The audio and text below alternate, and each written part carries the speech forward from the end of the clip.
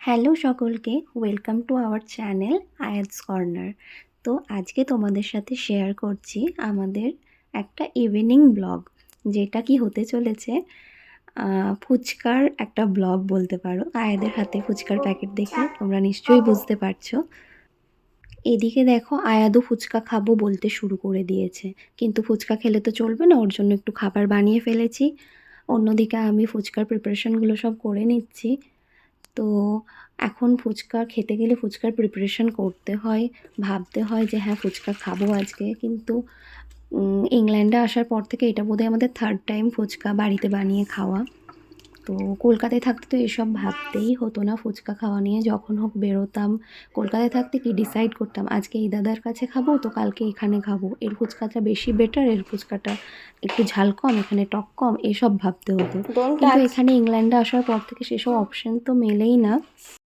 আমার মনে আছে ইংল্যান্ডে আসার পর আমরা প্রথম যে রেস্টুরেন্টে খেতে গেছিলাম, সেখানে মেনুতে খাবার অর্ডার করতে গিয়ে দেখি আছে ফুচকা। তো ফুচকা তো খাবো, এতদিন ফুচকা খাইনি, তো স্বাভাবিকভাবেই ফুচকা অর্ডার করে ফেলেছি। এরপর ফুচকা যখন দিয়ে যাচ্ছে দেখি কিনা 5টা মাত্র ফুচকা। যখন অর্ডার করলাম মেনু কার্ড থেকে 6 পাউন্ড মতো, আমাদের ভারতীয় মুদ্রায় 600 কি 700 টাকা মতো পড়বে। তো আমি তো খুব আশা নিয়ে বসে আছি যে বেশ অনেক কটা ফুচকা দিয়ে যাবে। ও মা, দেখি কিনা 5টা মাত্র ফুচকা। 5টা ফুচকা খেয়ে কি মন ভরে? এদিকে দেখো, হলদিরামের ফুচকার প্যাকেটে শুধু ফুচকাই ছিল না, তার সাথে ছিল ফুচকার জল করার যে চাটনি, আর একটা এক্সট্রা প্যাকেটে দিয়েছে ম্যাঙ্গো পিকল টাইপের কিছু। তো যাই হোক, আমি তো এখন সমস্ত কিছু বানিয়ে ফেলেছি, তো এগুলো আলাদা করে রেখে দেব, পরের কোনো এক টাইমে কাজে লেগে যাবে। তো এখানে দেখো হলদিরামের ফুচকাটা খুব সুন্দরভাবে দিয়েছে, ঠিক ডিমের ট্রেতে যেভাবে ডিম সাজানো থাকে।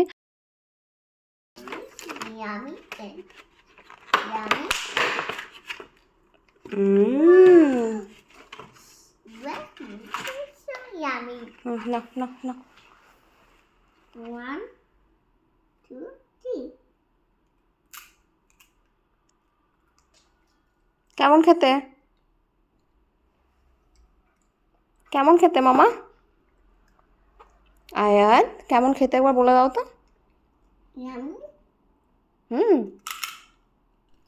আয়াত তো তখন থেকে ওপেন ওপেন করে মাথা খারাপ করে দিল। যাই হোক, ফুচকার বক্সটা ওপেন করে ওকে এখন হাতে দিয়ে দিয়েছি, ও খুব খুশি। তো চলো এখন ফুচকা খাওয়া স্টার্ট করি, আর ওয়েট করতে পারছি না। কেমন খেতে মামা? Yummy. ইয়ামি।